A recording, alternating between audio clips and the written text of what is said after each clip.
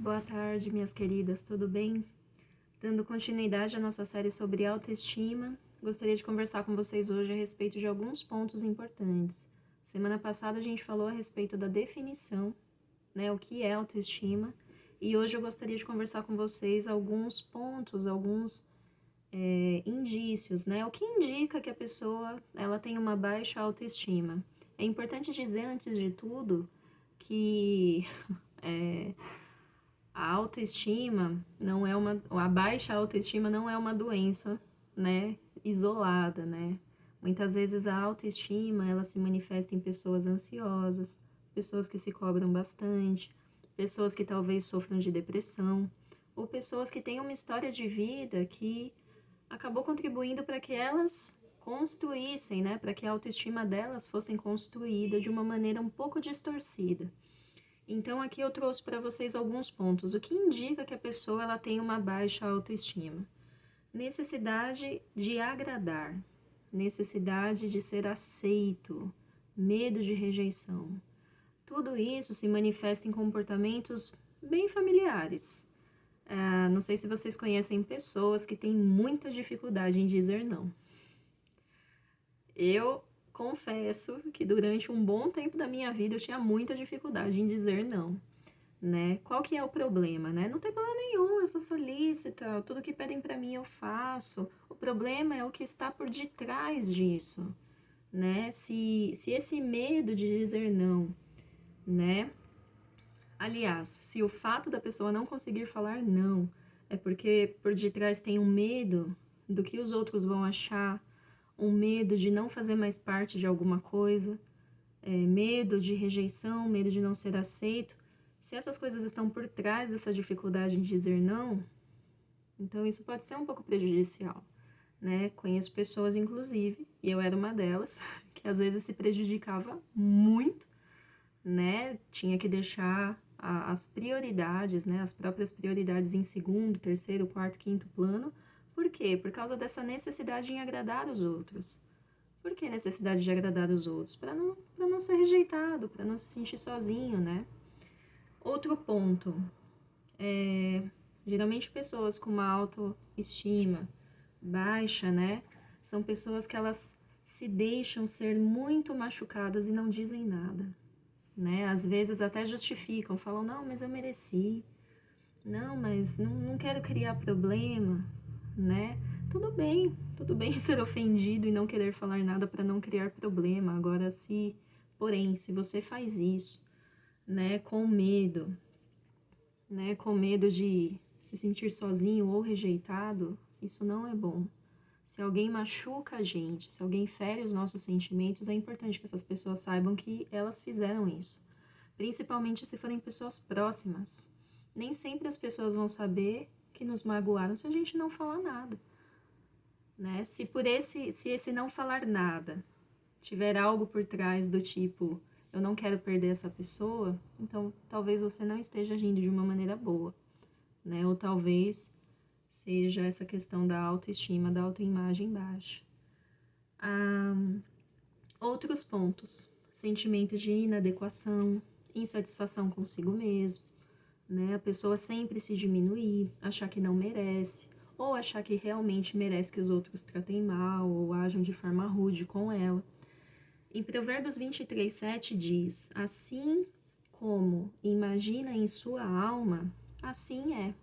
Tem pessoas que realmente apresentam todos esses comportamentos por medo, né? Ou por realmente acreditar que são pessoas menores, que são pessoas sem valor, que tanto faz estar aqui como não estar, né? Que são pessoas do tipo, olha, me perdoa, eu tô respirando aqui o oxigênio, tô roubando oxigênio do ar, ou seja, são pessoas que sempre estão se desculpando, né? Existe uma frase do T.D. Jakes que diz: às vezes consideramos os outros mais importantes que nós e nos tornamos mártires. A virtude da abnegação é maravilhosa, mas tome cuidado para não se desprezar, né? É importante a gente fazer essas diferenças.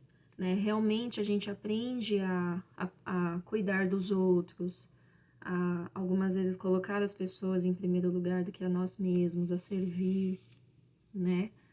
Mas não como uma forma de se rejeitar, não como uma forma de se diminuir, não por necessidade de ser aceito, não por medo de rejeição. Romanos 12:3 é um texto que a gente já leu aqui na série sobre ansiedade e diz: porque pela graça que me foi dada, digo a cada um dentre vós que não pense de si mesmo além do que convém. Antes, pense com moderação, segundo a medida da fé que Deus repartiu a cada um. Quando a gente fala que cada um, né, a cada um dentre vós que não pense de si mesmo além do que convém, às vezes a gente imagina, ó, não é para se achar, viu? Não se acha muito o rei da cocada porque faz um monte de coisa, mas também não é para se diminuir, né? O sentimento deve ser de moderação, né? Quando Paulo fala aqui no final do versículo, segundo a medida da fé que Deus repartiu a cada um tem a sua porção, o que significa, né, não se compare com os outros, as pessoas não são todas iguais, as pessoas não devem ser, fazer, vestir, né, a mesma coisa, né, não se compare, a comparação é injusta, né, porque é a mesma coisa que falar que todo mundo teve as mesmas experiências, todo mundo, né, tem a mesma história para contar e não é verdade, né? Não é verdade. Humildade, né? O conceito de humildade, qual que é? Às vezes a gente vê uma pessoa que abaixa a cabeça para todo mundo, que é super solícita, fala, nossa, fulano é tão humilde, né? Ou então a gente pensa, né, até na condição mesmo social da pessoa, fala, nossa, fulano é tão humildezinho, né? Uma pessoa simples assim. Mas não tem nada a ver. Humildade é exatamente pensar a respeito de si com moderação, né? O conceito de humildade é você conhecer as suas qualidades, as suas limitações e aceitar e ficar bem com isso, né? Isso não significa que a gente não precise buscar a nossa melhora contínua. Não, a gente pode sempre melhorar, mas é diferente. Muitas vezes a gente se inferioriza porque a gente não consegue fazer a mesma coisa do que outras pessoas, né? Ou a gente não tem o mesmo cabelo que as outras pessoas, não é magro que nem as outras pessoas. E não é assim, né? Por que limitações e não defeitos? Porque são limitações, né? Pessoas que não conseguem, né? Às vezes tem pessoas que não gostam de sangue, né? Ou que nem eu não gosto de ambiente de hospital, né? Dentro da psicologia, torceram muito para eu ir para a área hospitalar, mas eu não gosto. Eu sou limitada nesse sentido, né? Ambiente de hospital que eu vejo pessoas sofrendo muito, eu choro, eu fico triste. Como é que eu vou ajudar as pessoas lá dentro, né?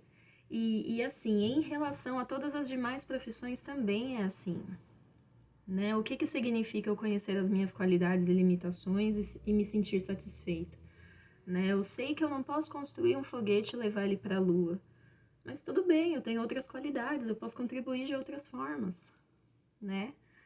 Uma vida de humildade é uma vida sem máscaras. A gente não tá aqui para agradar todo mundo. E nós não seremos aceitos por todo mundo. Jesus não foi. Jesus não foi. Né? Ele vivia lá com os escribas, com os fariseus na cola dele, sempre tentando arranjar um jeito de prejudicar ele, pegar na contradição. Por que que com a gente tem que ser diferente? Por que que a gente tem que agradar todo mundo? Por que que a gente tem que fazer tudo que todo mundo pede?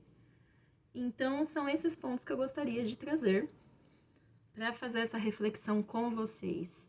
O que que ajuda a melhorar uma autoestima? Ações, comportamentos, né? Tudo isso que eu falei para vocês a respeito de não conseguir falar não, tenta falar mais não, né? Ainda mais se isso for te tirar do foco daquilo que você realmente precisa fazer. Não tem problema, né? Ah, eu abaixo a cabeça para tudo, tal. Eu não gosto de falar para as pessoas quando elas me magoam. Fala. Você vai se sentir melhor com isso, sério. Né? A melhor coisa pra gente ajudar. Ó, muitas coisas ajudam na nossa autoestima. Uma delas são as nossas ações. A gente precisa rever a forma como a gente age e o porquê. Por enquanto é só isso. Semana que vem a gente volta com outro vídeo. Tchau, tchau.